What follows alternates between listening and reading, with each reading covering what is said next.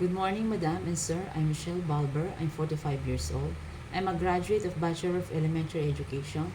My hometown in the Philippines is Angat, Bulacan.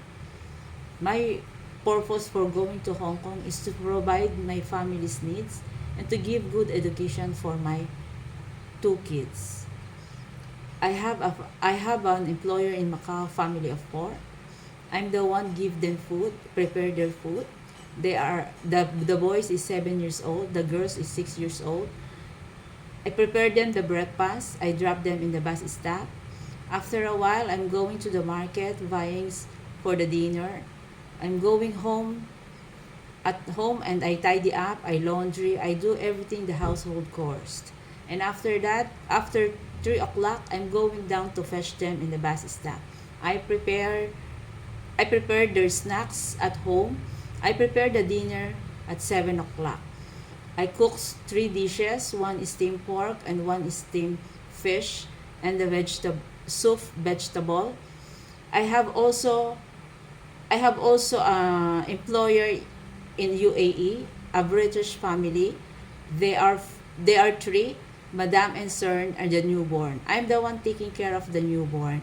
The newborn is live with me. I'm the one taking a bath for her, give them milk, sleep with them because the Madam and Sir is working.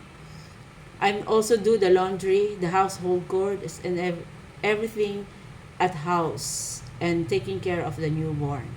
Um, and after that, I also have my own room together with the baby. I hope you give me a chance to going into Hong Kong. I will assure you that I am a good helper. You can trust me. If I find a new couple of employer, I will share my knowledge as a parents. I will take good care of your baby and your family. I will assure you that you can rely on me.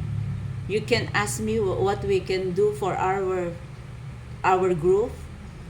I hope you give me a chance for going to Hong Kong again.